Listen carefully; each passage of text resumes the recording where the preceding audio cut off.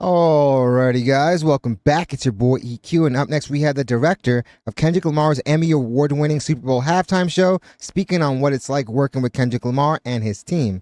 Kendrick Lamar has been a creative that always exhibited an extraordinary attention to detail, with everything in his music and visuals having a purpose, a real intention behind it. Not just vain art for art's sake or surface-level metaphors and imagery showcasing double and triple entendres, both musically and visually. And his team follows the same philosophy, whether it's Dave Free or the other brilliant minds over at PG Lang and TDE. One obviously being this guy right here, Tony Russell, who has been working as Kendrick Lamar's musical director since the start of his career, also logging in credits with major icons like Jay-Z, Lady Gaga, and a plethora of others, so the man is no stranger to upper echelon performers. And this year's halftime show was nothing short of extraordinary. I love the imagery, the set list, the choreography, and the fact they were able to get good old Sam Jackson to serve as the master of ceremonies. That was definitely awesome. The show went on to not only be the most watched halftime show ever, but also the most watched video period ever on the NFL's channel, which is saying a lot. So enough dilly-dallying, let's jump right into the video where we have the director of Kendrick Lamar's Emmy Award-winning Super Bowl halftime show, speaking on what it's like working with Kendrick Lamar and his team. Grammys, Emmys, Pulitzer Prizes, and the dude is not done yet. Given the way they move, I totally expect Kendrick Lamar to have some Oscar contenders in the future. F around and snag a Tony with the South Park creators with a musical. Chicago's own Tony Russell, which we know is the music director of Kendrick Lamar's Super Bowl halftime show, just won an Emmy for directing that performance. He joined us live on the show to talk about helping. I love that everyone is getting their just due and their flowers. Create one of the most watched halftime shows in history. Congratulations. Appreciate it. Let's talk a little bit about the show. It was not your average halftime performance. Right. It really told a story, and it had so many people talking after it. So what was the process like? And honestly, guys, I didn't expect anything but a great story to go along with the visuals, because Kendrick Lamar has always proven himself to be a masterful storyteller. There's a reason why he got the Pulitzer Prize, and this director is obviously amazing as well. With you and Kendrick, to get to the point where, you had all of these moments that had people thinking well beyond the actual performance. Yeah, I mean, it's just, we have a great team, from Dave Free to Mike Carson, the Charm, Mike, the creative director. Carson is another one that doesn't get his just flowers, but the dude is big time.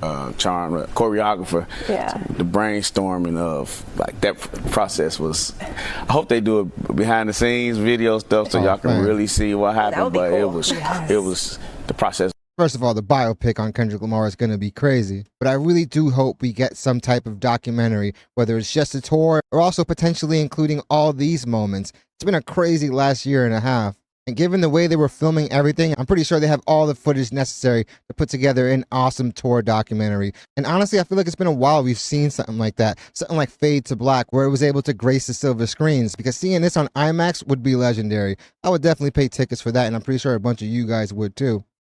It was amazing. So, you worked with Kendrick now for 13 years. Yeah. What a culmination here. I mean, how does it feel to win for this? I mean, the most watched Super Bowl halftime show in history. Dude, I'm still, like, a week ago, everything changed. So it's like, I still can't, man, we won the Emmy for this. So.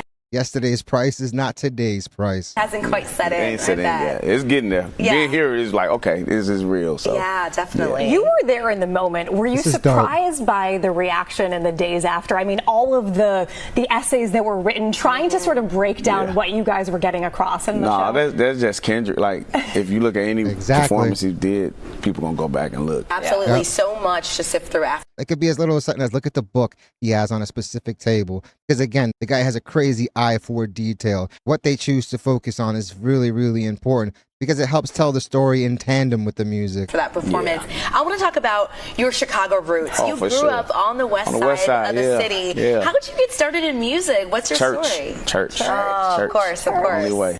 If we actually ran a poll, I feel like 60% of musicians have started in church. My mom's Pastor Angela Spivey. She playing drums, piano. Started at my church. Wow. Quite a few churches I was born and raised at, but what were you doing in the church Guy's at a the humble time cat. with music?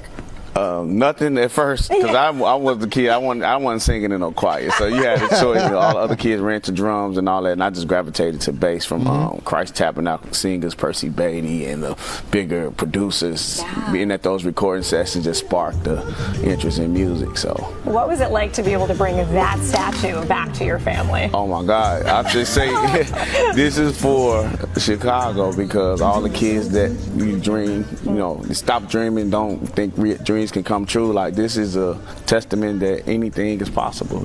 Bam, basically don't give up. Most people will quit before the harvest is actually fulfilled. But I'm really happy this dude is getting his recognition. You know what I'm saying? Like, Kevin Garnett did that when he won his ring. Anything is possible. Like, I felt the same way. Before we go, you've worked with artists, Jay-Z, you've worked with Usher. Yeah, I did Usher this past tour with Usher. Oh, wow. That was a good one, too. A huge tour. Mr. Russell is definitely in very high demand. What's it like comparatively working with Kendrick? Kendrick is different. Like, because I work so close to him, and he's a genius. That dynamic duo is it's amazing. And that's a sentiment that I've seen a lot of other people share as well. Kendrick Lamar and his team has always proven themselves to be really meticulous when it comes to detail. If you're seeing something in a video, if you're hearing something in a song, they put it there on purpose. Like I said earlier, it's not just art for art's sake, which is a big reason why we have all these Kendrick Lamar breakdowns of lyrics, of music videos, of shows, even speeches and interviews, because the guy is the king of the double entendre. I saw something else pretty cool that I wanted to take a look at as well. Another artist actually speaking on working with Kendrick Lamar. All right, here we have LA artist Savvy Third. Once revealed Kendrick Lamar asked these questions before working with anyone. Do you want to make music for your section, or do you want to make music for the world? And it's obviously pretty safe to assume which way Kendrick will be leaning towards. Obviously music for the world, which is what he's been doing, and he's been showing that throughout this whole tour. All right, guys, the next question is, what do you think your biggest flaw is when it comes to anything blocking your creativity? And this guy is definitely a true creative, because once you understand your flaw, you're able to manage it and attack it.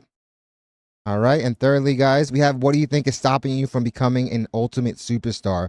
Be truthful with yourself.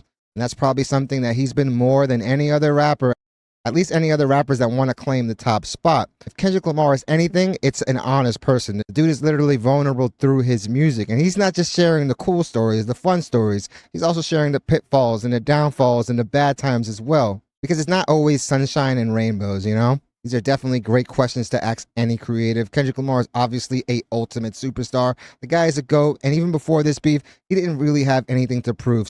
So all he did was just cement who he really was. This is who he's always been. These have always been his characteristics. The guy doesn't pretend to be perfect. He doesn't pretend to be a savior, no matter how much the cult of the Ovihoites want to run with that narrative. So yeah, guys, none of this was really a surprise.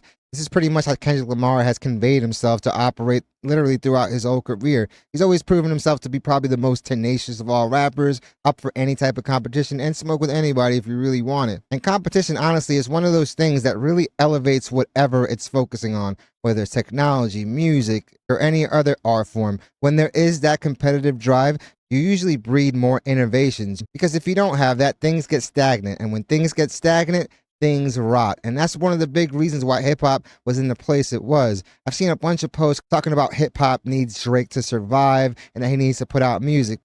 But the fact of the matter, guys, is Drake has been dropping plenty of music. I don't think he's ever stopped in his whole career. I think in the 15 years that he's been active, I think there's been like 1 or 2 years where he wasn't bombarding everyone with music drops. And while the dude is streaming, obviously due to back catalog, because the new tracks obviously aren't doing great, those songs are mid. They don't sound really inspired, and honestly, it sounds like he's lost a lot of confidence. And the music we are getting that is somewhat decent sounds like stuff that could have came out in 2016, whether it's the production or the flows. The guy has not really evolved. He hasn't changed. And one thing we know about Kendrick Lamar, he's always going to be evolving. But definitely let me know how you guys feel about Kendrick Lamar and Tony Russell winning an Emmy for their Super Bowl halftime show. Honestly, it's super deserved, and it's so dope that it happened for these two very humble people. Also, let me know if you guys have any more stories of how people viewed their time working with Kendrick Lamar, and also let me know what you guys think of these questions. So definitely let me know what you guys think. Definitely hit the like and subscribe button, guys. It does the channel wonders. I really want to thank you guys so much for continuing to make this channel a part of your day. It honestly means the world to me, and all the love and support